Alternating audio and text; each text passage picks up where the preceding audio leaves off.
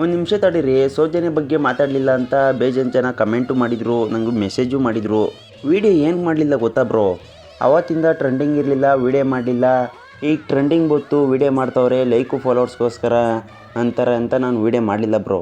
ಇನ್ನು ಈ ಥರ ಸೂಳೆ ಮಕ್ಕಳವ್ರೆ, ಧರ್ಮಸ್ಥಳಕ್ಕೆ ಕಾಲಲ್ಲಿ ನಡ್ಕೊಂಡೈತೀನಿ ಅಂತ ಸುಳ್ಳು ವೀಡಿಯೋ ಮಾಡಿಕೊಂಡು ಸೌಜನ್ಯ ಬಗ್ಗೆ ಕೆಟ್ಟ ಹೆಸರು ಮಾಡಿಕೊಂಡು ಲೈಕು ಫಾಲೋವರ್ಸ್ ಮಾಡ್ಕೊಳ್ಳೋ ಬುದ್ಧಿ ನಮಗಿಲ್ಲ. ನೀವು ಇಂಥ ಸೂಳೆ ಮಕ್ಕಳಿಗೆ ಜಾಸ್ತಿ ಸಪೋರ್ಟ್ ಮಾಡೋದು, ನಮ್ಮಂಥವ್ರಿಗೆ ಮಾಡಲ್ಲ ಅಂತ ನಮ್ಗೆ ಗೊತ್ತು. ನಾವು ನಿಯತ್ ಪರವಾಗಿ ಹೋರಾಡ್ತೀವಿ. ನೀವು ಸುಳ್ಳು ಹೇಳ್ಕೊಂಡು ವೀಡಿಯೋ ಮಾಡ್ತಾರಲ್ಲ ಅಂಥವ್ರಿಗೆ ಜಾಸ್ತಿ ನೀವು ಸಪೋರ್ಟ್ ಮಾಡೋದು. ನಮಗೇನು ಗೊತ್ತಾ, ನಮ್ಮ ಇನ್ಸ್ಟಾಗ್ರಾಮಲ್ಲಿ ಪ್ರೀತಿಯಿಂದ ಫಾಲೋ ಮಾಡ್ಕೊಂಡವ್ರೆ, ನಮ್ಮ ವೀಡಿಯೋಗೆ ಪ್ರೀತಿಯಿಂದ ಲೈಕ್ ಕೊಡ್ತಾರೆ, ನಮ್ಗೆ ಅಷ್ಟು ಸಾಕು.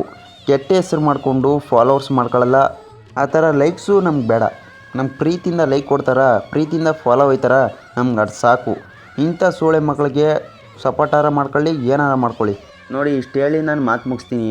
ಸೌಜನ್ಯ ಬಗ್ಗೆ ಇಲ್ಲಿಂದನೇ ಬೇಡ್ಕೊತೀನಿ, ಅವ್ರಿಗೆ ನ್ಯಾಯ ಸಿಗಲಿ ಅಂತ ಹೇಳಿ ನಾನು ಮಾತು ಮುಗಿಸ್ತೀನಿ. ಧರ್ಮದ ಹೆಸರಿನಲ್ಲಿ ಆಗುತ್ತಿರುವ ಅಧರ್ಮವನ್ನು ತಡೆಯುವ ಧೈರ್ಯವಿರಲಿಲ್ಲ ನಿಮ್ಯಾರಲ್ಲೂ.